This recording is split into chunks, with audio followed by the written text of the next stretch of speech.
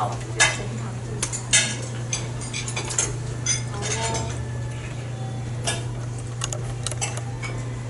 1 minute means photo time. Yes. 记得下巴要收一点。已经变瘦了，不要说下巴。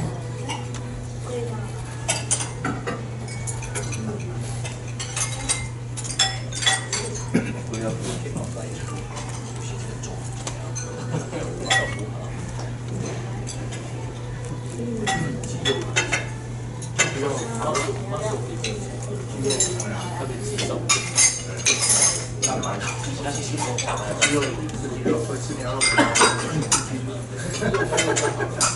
Okay, meeting start. Then we have President Jess to start the meeting. It's been 2 weeks, so welcome back everyone.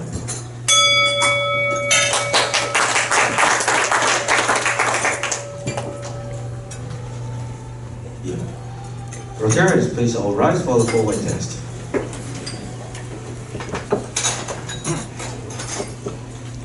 Okay. The forward test of the things we think, say, or do.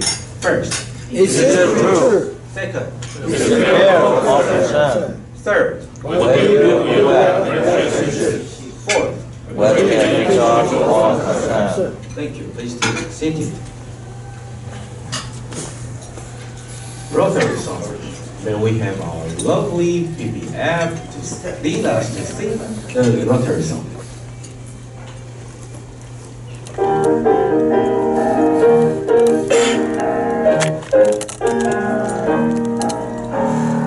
R-O-T-A-R-Y,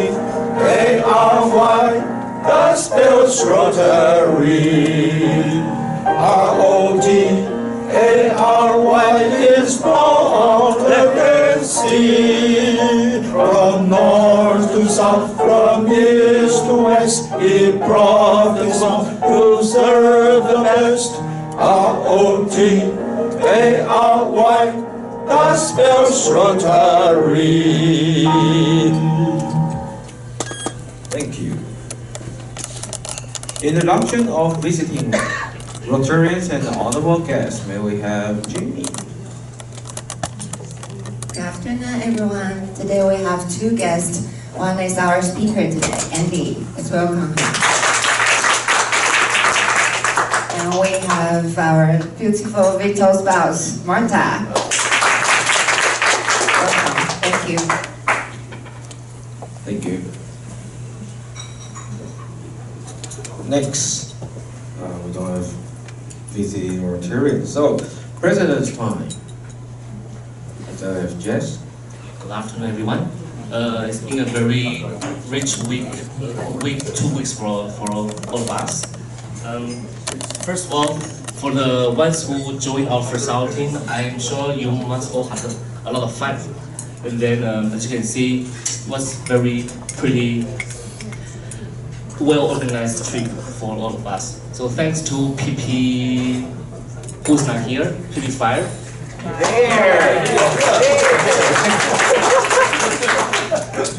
Blocked. Yeah, these are some photos. Yeah, I'm sure everybody has in our line group. Okay, one of the most important events for last week was our STAR meeting, and PP Juice and PP Air and PP Steel gave us a great lesson about Rotary, and then there are so many things I learned myself too. So like, I suggest the ones who never been to this kind of STAR meeting should join us next year, or do we have a next year? Yeah, okay, we'll see. Okay. And next. Next. Last night, some of us joined this 22nd charter ceremony for Da同扶輪社, and a team stand here. I believe us team's the first time visiting charter ceremony as a Rotarian, because he used to go with his father-in-law, but like this time he was there. And then the show was amazing. They had a lot of shows. So for our charter, I think we should put some effort to it. Okay. Next. Okay, so today we have Andy as our speaker. I'm sure it's going to be very interesting. Thank you. Yeah, before we have a lovely speech, it's Secretary's Times. 2019 Multicultural Movie Festival that will be held on November 16th and 17th. So, and that will be in that with National Museum of Natural Science, Hong Ting. Should be the same with last year. In investment, I think. Yes. Okay. So any of our Rotarians you interested, you can come and join with all the different, different countries. Okay. And the movie time will start at 2 o'clock. So we'll probably a little bit earlier so you can arrive there. And we don't have any volunteer because they got enough volunteers for helping them. So the Rotarians of Dathong, if we wanna come, and we just only join with the movie, okay, for this year. Okay, and October board meeting will be held on November 14th. That should be next week. All the board members, please reserve your time to attend. And the next one, Interact Club of RC Taichung Dathong. That will be they have a regular meeting tomorrow, and speaker should be Jess. He asked me to help him to finish that, and the topic will be set up like a Rotary connect to the big future for them. Okay, so I'll try my best.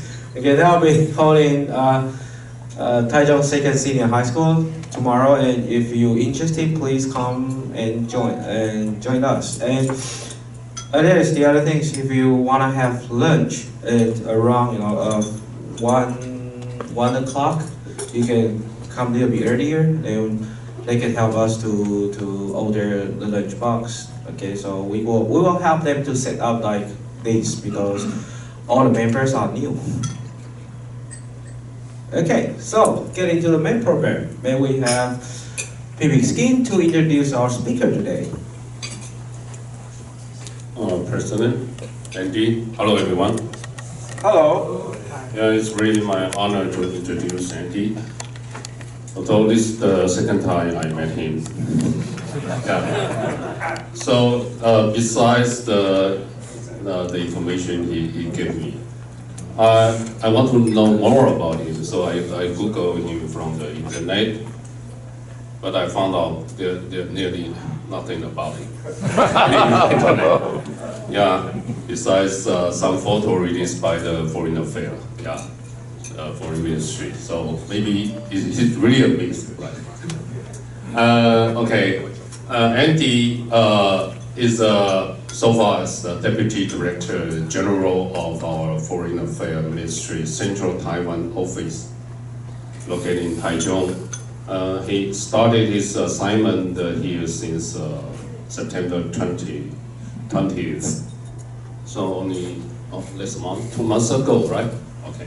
So before assigned to Taichung, Andy has worked in the Foreign Affairs Ministry's Asia Pacific Division as senior counselor after he was transferred back from our representative office in Canberra, Australia in January 2018. Okay, next. Next. Yes. Apart from his 6 years staying in Australia, Andy has also worked in our overseas posting in Africa for 4 years, Europe for 7 years, and US for 2 years. That means 13 years in overseas. Therefore, it's a career diplomat of 28 years from Taiwan ROC. Andy has already really gained quite a lot of cross-cultural living and working experience. And currently, Andy also serves as the president of the Toastmasters Club of the Foreign Affairs Ministry branch. This is to demonstrate how Andy has dedicated his leisure time to speech and presentation, practicing oral skill and postural improvements. So Andy had a few times been invited to serve as judges of English speech contest organized by Taipei Rotary Club, or our sister club, right? And the Foreign Affairs Institute. So Andy would really appreciate all of your ideas and exchange of thoughts after this speech today. Opinions, whether they are positive or even negative. Okay. So welcome, of course. And the topic Andy gave us is the man in the mirror. Yeah. Literally, it looks so simple, man in the mirror. But actually, if you think further, it's so profound and so philosophic. That reminded me 1986 or 87, the year I was graduate. I was graduate from medical school, and an album called Bad released at that year from Michael Jackson. You know the song Man in the Mirror? Yeah. Yeah, it's a really big hit at that year. So we are so looking forward to hearing what Andy will talk about Man in the Mirror. Okay, welcome Andy.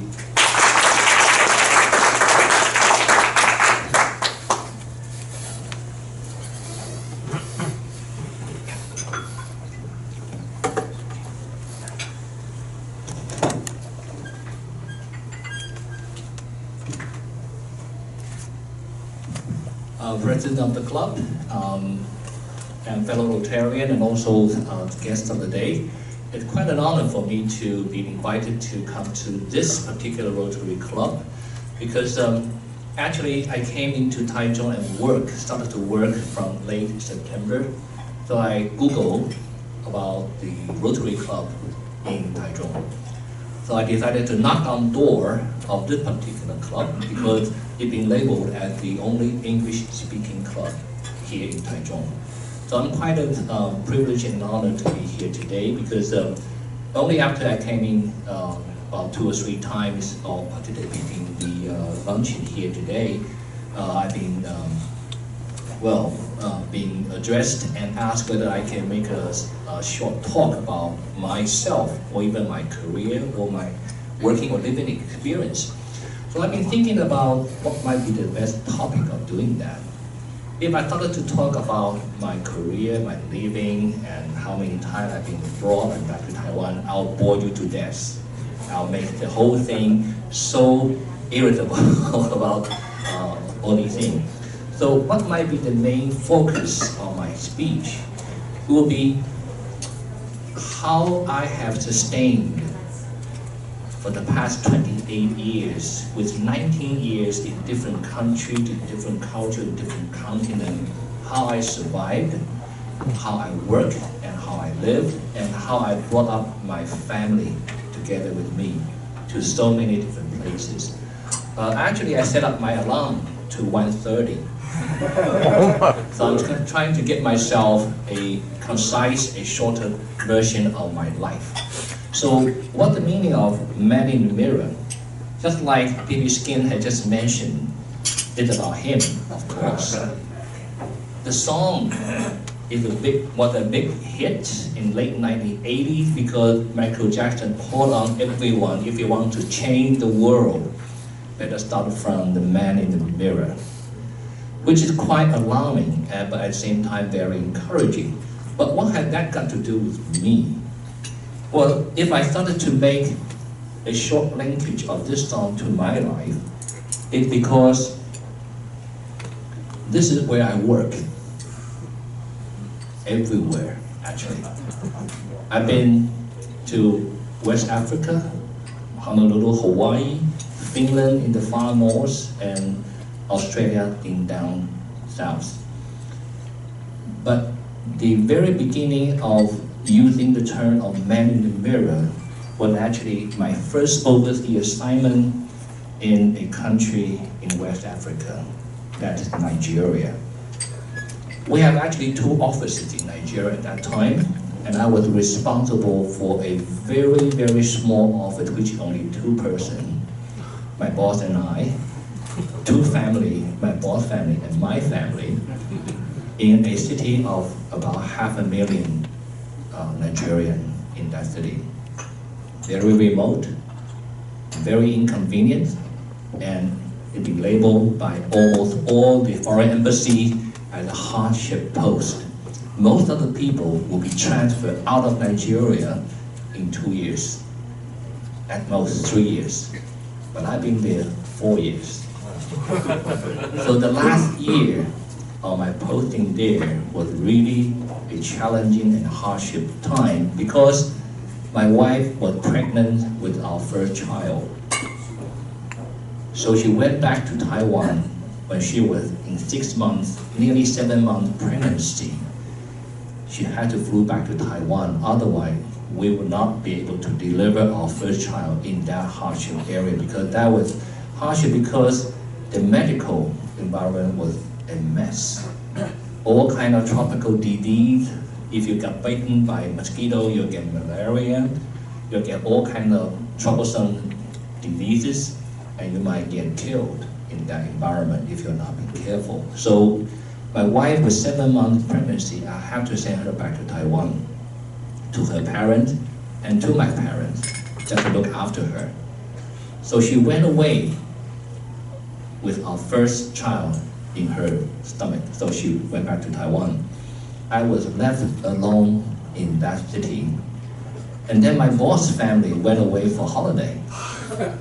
So the whole office, nearly the whole city, you got only 1 Taiwanese. If I want to talk to anyone from Taiwan or speaking Mandarin, the only person I can speak to, man in the mirror. Right? That was the first time ever I realized how truthful and how realistic it can be of man in the mirror. The only thing I can talk to him, talk to the guy in the mirror, is that how are you going to survive? How are you going to live your life in a city that has no other people either to talk to or to assist you? Then I realized, if I'm being left with a situation of one-man army, then better to fight on. But how should I fight on? Then one of the 4 mottos of Rotary Club came into my mind. I have to build goodwill and friendship in that stranger's land. Well, actually, I have been already 3 years in that place before I sent my wife back to Taiwan. All my staff are just Nigerians. I never experienced a time all my surrounding colleagues are all foreigners. And they are Africans, they are Nigerians, they work in my office, they work in my house. I have a driver, and I even have 24-hour armed guard sent by the police and the military, because that was a very, very turbulent area with civil war and all kinds of dangerous armed robbery. How shall I treat them with friendship and build up goodwill? Luckily, I started by taking them as brothers and sisters, because I told them Nigeria was colonized by the British for so many years. Taiwan also being colonized by the Japanese Empire. So we have become brothers because we've all been colonized. That brought him, they, and I at the same level. We can be brothers, we can be sisters if we have the same kind of historical background and cultural background. So I built up certain kind of trust and goodwill between me, myself, and my staff, and everyone working in my house. I never had a chance to imagine so many people working and living in my house. I have a cook, I have a nanny, I have a housemaid, I have a gardener, I have a driver, and 2 security guards, 7 people. Oh, sorry, I also have a dog that helped me to guard. I have been one person alone in that environment. I can trust only my surrounding colleagues and staff. If I do not treat them with respect and build up a certain kind of trust and goodwill, who will be able to protect me and help me to survive? So after 2.5 or 3 years of living in there, I sent my wife back to Taiwan. That was the first time ever I realized how important it is to take people into our own heart and treat them with sincere respect and build mutual trust. That was the time I haven't joined Rotary Club. But because of so many of my colleagues, either my senior one or my junior one, have been in different places, joining the Rotary Club everywhere.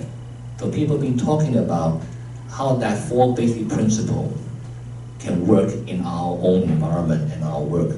The most important thing I truly experienced is to build friendship and goodwill everywhere you go to.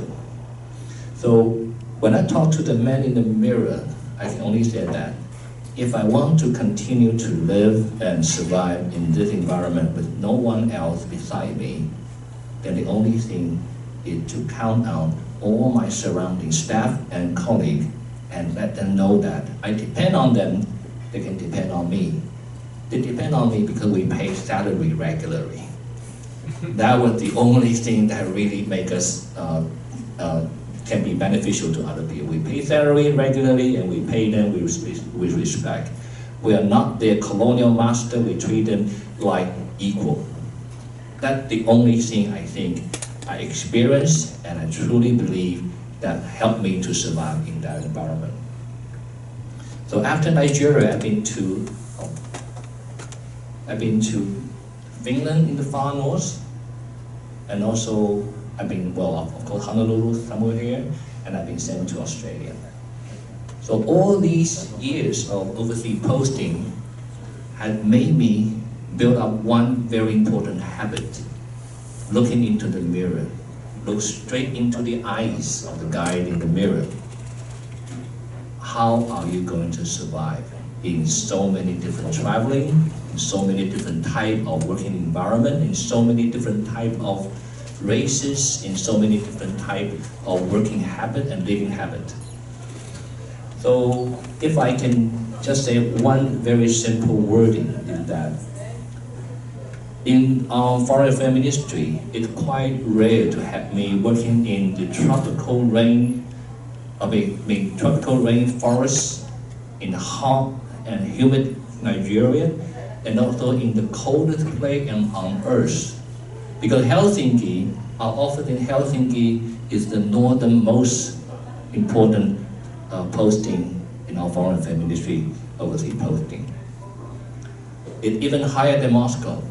So Helsinki, Nigeria, and somewhere Honolulu, Hawaii, and then in Australia. So after 6 years in different posting, one after each, the most important thing I can realize is that I need to talk to the man in the mirror from time to time, just to realize whether or not I can survive. So I'm not talking in a very chronological way about my living experience, but I think this is more or less reflect in my life and my family life about where we have been to. I didn't realize we have someone from Poland today, but here you are. So when I was in Helsinki of Finland, my wife and I and brought my children when traveling all around Europe by driving and by talking to almost all kind of people we have been to. That was quite amazing of cultural exposure to different type of people and races. That was quite a living. So in conclusion, sorry, I jumped into conclusion so fast already. I started from language study in the UK in 1991. My first overseas posting was in Nigeria, and my second overseas posting was in Finland, and this is my last posting. Each posting will consider different type of challenges. So part of my work is to help the foreigner to know about Taiwan and helping our Taiwanese people to reach out to other part of the world. So for me, no matter how hardship the environment and no matter what kind of challenge I might have been through, I always get hold of myself by looking into the mirror. So my wife sometimes asks me, why are you staying in the bathroom for so long? And why are you murmuring? I said, this is just a habit. I need to talk to myself. Looking in the mirror and asking, have I been doing well throughout the day? I mean, I'm not a particularly good person. I might lose my temper here and there. I might have blaming some other people for this and for that. But at the end of the day, before I go to bed, I still need to talk to the person in the mirror, whether I'm brushing my teeth or I'm washing my face. So I'm not a person that Michael Jackson is trying to encourage, trying to change the world. I don't want to change the world. I don't have the ability to change the world, but at least I can do something to encourage myself to live on, to fight on, and to survive. Because survival might be the only most important core issue of our career. I have a few colleagues who might not have the good fortunes as other colleagues. They have lost their life, they lost their family when they were in the overseas posting. Quite a lot of people said, oh, you diplomat, you must have enjoyed your life by drinking so much of good wine and traveling around. Yes, it's quite the positive side or the bright side of our career and our way of life. But on the other hand, the darker side is that whether or not we can truly live out the hardship and the challenging environment we've been facing almost every day. So sometimes when I try to count how many years I have served in our ministry, 28, 29, but I have already had 19 years abroad in different countries, in different posting. I still have one chance of being standing abroad before I got retired. So I don't know where I'm going to be sent to. I don't know where or when I'll be sent away, but I can still think about only one thing that I can get hold of myself, into looking into the mirror and asking the guy whether or not you can survive. So I'm going to use about 2 minutes talking about how I normally encourage or try to invite people to know Taiwan from other people's point of view. There are two major platforms. One is BBC. BBC, of course, you know, is the world famous media run by the British, and they have a very, very outstanding country profile. You can see they divided into different continents, and Taiwan has been labeled here. But once you click go, it will come up with so much updated and very latest report, and also analysis about what Taiwan looks like and what it is going to be look like. And the second one, I always encourage all my colleagues to read it almost every day. CIA. CIA had one of the most extensive, most detailed description of almost everywhere, every country, every place in the world.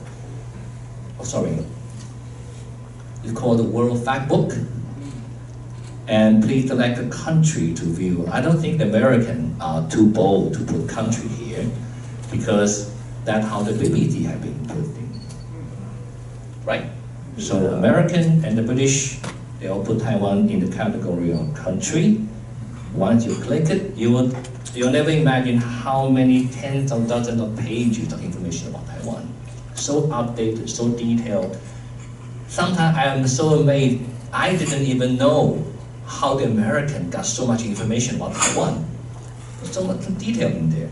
So it's quite interesting to see how other people view us, how other people see Taiwan.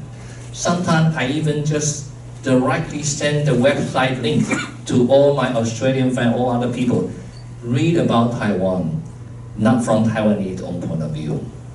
You might see we, the diplomat, take a lot of time of bragging ourselves, painting a beautiful picture, but read it through your own eyes by the CIA or by the BBC. You have time to realize in a global village, it's very important for us to know how other people view us, and at the same time, know that how you can talk to other people with different type of point of view, not just from ourselves. And last thing I need to introduce is this particular line. This is developed by by my own Bureau of Consular Affairs. It's about wherever you go, when you're traveling abroad, please just join that line called BOCA. BOCA is called Bureau of Consular Affairs. Why do you think BOCA? Because it's just the abbreviation of BOCA. Well, actually, we've been protested by the police because the police has the pigeon on their head, right? So we're trying to imitating the police of pigeon of offering certain kind of assistance whenever you travel abroad. In my last almost 20 years of career, I've been helping family from Taiwan to collect the remains and bring back the body of their beloved one in overseas. When they're traveling abroad, they have run into kind of accident and get killed. So I'm helping those parents to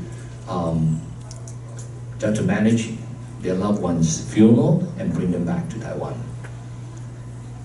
My boss, my ambassador asked me, Andy, you have been labeled as one of the most hard-hearted person. And I was told that you cried in that funeral. I said, yes, of course I have to cry because I'm a parent.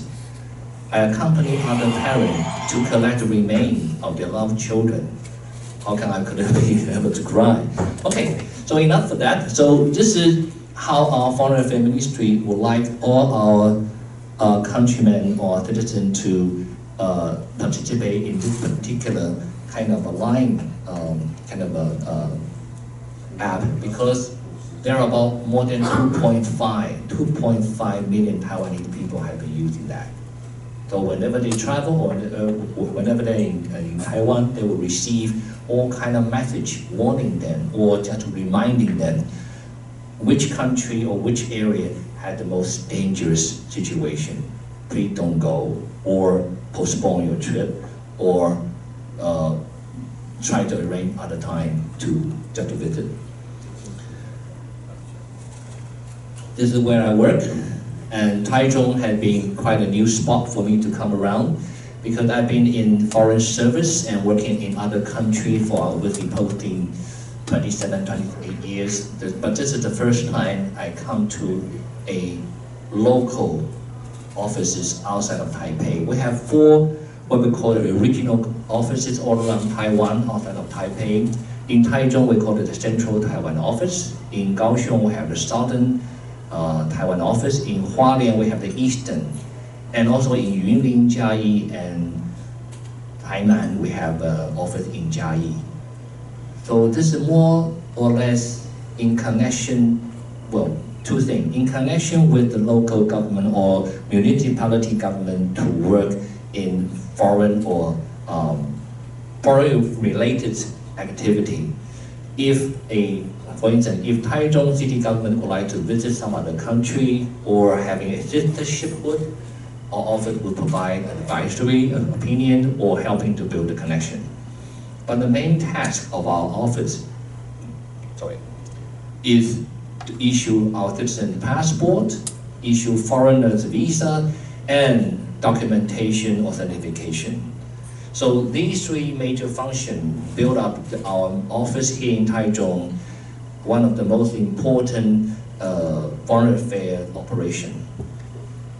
Before I came here, I couldn't imagine how many passports we issue for our people. We issue over 300,000 passports each year for our citizens. Our office started in Taichung in 1993. From 1993 till now, we have issued more than 5 million our citizen passport. 5 million, almost a quarter of our population. We have all those passports gone, but it's a fact. So it's kind of a heavy task for me to be able to come here to work as the Director for Consular Affairs. And also I've been put on as the Deputy Director General for our central office, which helping Taichung, Changhua, Nantou, and Miaoli, all the municipal government to build up international connection. Oops. All right. So, sorry for talking like having no organized way, but this is what I would like to express from my focus of how to sustain and how to survive and how to get myself held up in every situation is to look into the mirror and talk to the guy straightforwardly and ask him whether he had been doing good, had built up friendship and offer goodwill to other people. That is the only way I can survive. Thank you so much for the time. I believe lots of questions will come out from now on. Okay, so question time. Anybody want to ask Andy? Any other questions?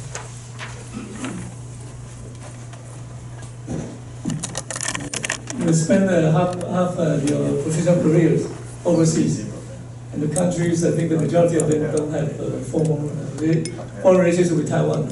So we most challenging job in those years. What would be your most challenging job over those years, overseas? Okay, most challenging, well, everybody has its own challenge. in Nigeria, the challenging is to survive because mosquito bite. For Taiwan, we just put on some cream, but there you might get killed. And the most recent time you have Zika, you have other type of new virus coming up, spreading by mosquito bite. Well, luckily I'm not working there anymore. But with my wife, 6 months, 7 months, or 5 month pregnancy is so dangerous to keep her away from mosquito bite. It's not possible for keeping her away from mosquito bite unless I put a mosquito net all around her all the time, but it's not possible. So we did take a lot of pills, anti-malaria pills, during the first half a year when we were there. We were still young at that time, about 30-something. But the medical doctors and nurses from the World Health Organization advised us, please don't take the pill regularly. It will kill you even faster than malaria.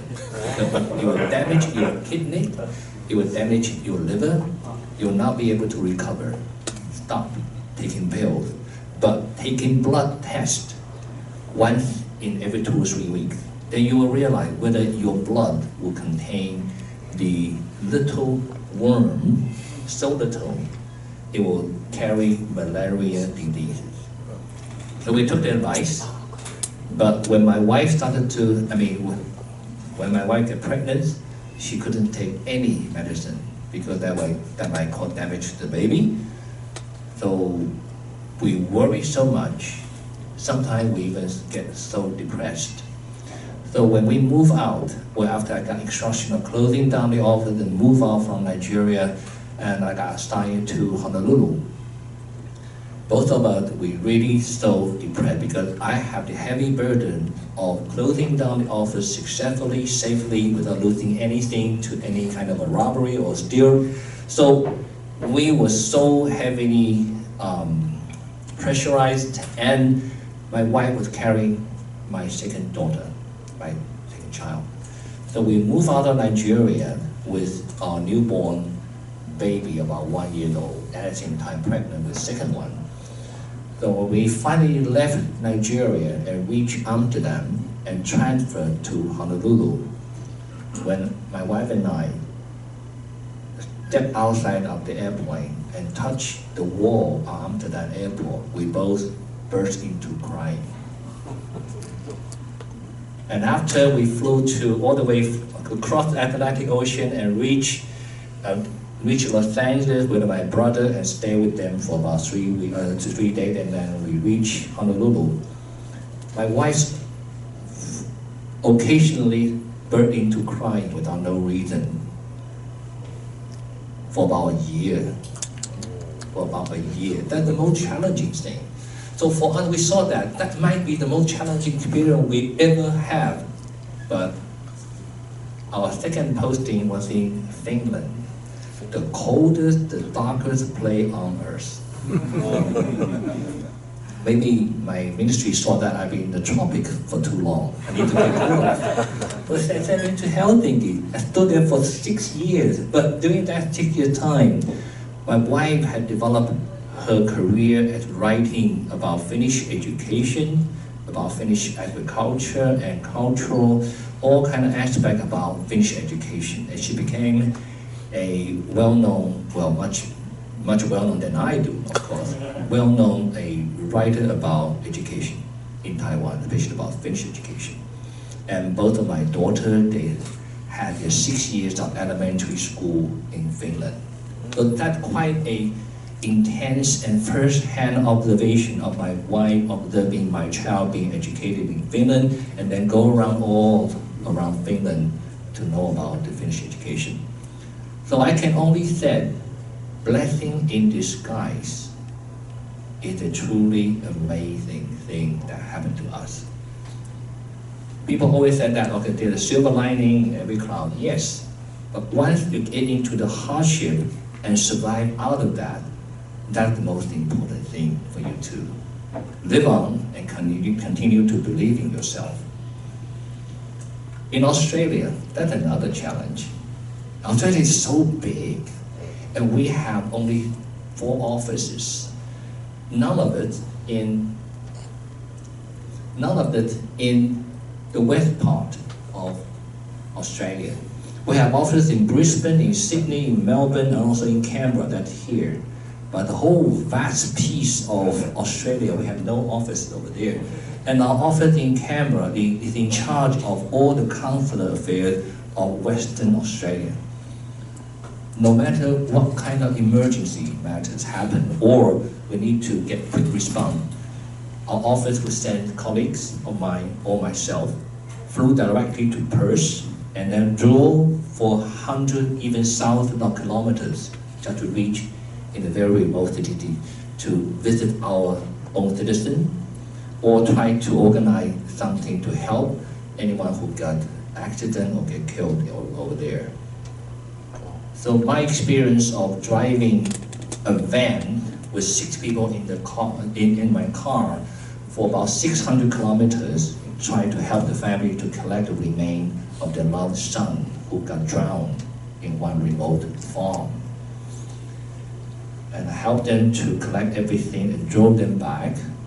The whole trip was so sad, and I cried with them several times. It's very life challenging on one hand, but at the same time, it's pretty emotional kind of challenge too. So I try to review and reflect everything on myself. And thank you for the question. What might be the most challenging? Every posting is challenging, including coming to Taichung. Because I never left Taipei and lived other area outside, of Taiwan. I've been visiting Taichung probably hundreds of times, every time just passing through and then coming in for a short time and then go. So coming to Taichung, I need to rent a house for myself. I need to organize my transportation from my house to my office. But luckily, I have a wife who's been taking charge of everything about that. So she helped me to locate a place that I can stay, and I can walk less than 10 minutes to my office. That's really easy. So I don't need to take high-speed rail every day back and forth Taipei and Taichung.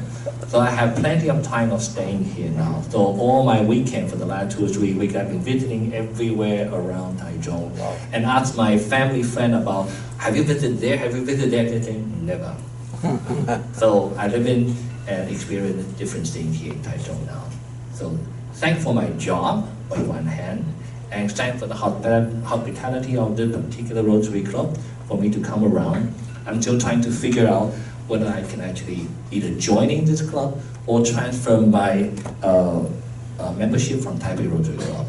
Well, I need your help too. Okay. Right. Any others? Lou. All right. It's very interesting experience you had. Other than Taiwan, other than postings in Taiwan, as everyone could be a little bit different, but as a diplomat, where would your ideal or dream posting location be? If you asked the question 10 years ago or 15 years ago, I might have a very different answer. But for now, I said everywhere, but anywhere that I can survive. Anywhere. I've been in the hottest place on earth. I've been the coldest posting in my history. I've been in a very exotic and strange land of Australia, and now in Taichung. So, where do you think I can label anything dream posting? That's too diplomatic. My job. Well, probably I would like to be somewhere that I can a bit more relaxing. That's the same thing I talked to our personnel department in my ministry. So many of my colleagues never been to any hardship posts. Either they spend all their life in the US and Taiwan, never been to any other place on earth. And so many colleagues have been in my shoes or being sent to hardship posting almost every time. I'm kind of lucky in the middle in hardship posting in somewhere that's more relaxing in Australia. But at the same time, we always said that, I would talk to my personnel department, said that, you can still send me to some hardship post, but put me at the last of the long listing. Because you have so many of my colleagues never been to any hardship. If you want to select me, assign me, please go to them first. If they refuse the kind of posting being transferred hardship post, punish them. Yeah, because in our ministry we have the regulation. If you refuse to be posting in some places, you'll get punished. You lose credit, you'll be demerit, you get really get openly, and people will know that you get punished about not accepted to be posting abroad. So thank you for the question. I will keep on asking my personnel department. If you want to send me to somewhere, let me know first, and I can discuss with you how to get to other people who never been there and ask them to go. Save me a lot. Yes. Okay. The last one. I'm just curious, how many your colleagues now been outside Taiwan? If that's confidential. No, it's not confidential. There are about like 2,100 staff. All of my ministry can actually stay and to have. About half of them are overseas now. So probably more than 1,100 are being posted abroad. But after losing 6 diplomatic allies in the last 2 years, and before losing that 6 diplomatic allies, we have closed down 4 offices. 1 office in Norway, in Oslo, Norway, 1 in the island called Guandao, and 2 offices in Middle East. So within the past 3 to 4 years, we have closed down at least 10 offices, including 6 embassies. So you can imagine if one office contains 5 people, then there are more than 50 people being transferred back to Taiwan or being reassigned to other postings. So altogether, about 1,000, going around. I've been transferred back from Australia for about 1 year and 9 months now. So probably within a year, I'll be assigned to another overseas posting. If I get lucky, I'll get retired after that 6 years, if I can get a 6-year posting. So this is a rather regular type of transfer abroad and transfer back to Taiwan. So regularly 6 years overseas, 3 years in Taiwan, that's 9 years, right? So I've been finishing my third 9-year period. Okay. So I'm in the interval of the 3 years staying now in Taiwan. All right, so time is up, right? Yep. Okay, thank you so much again for your attention. Thank you. May we have our President just to present the gift to Andy.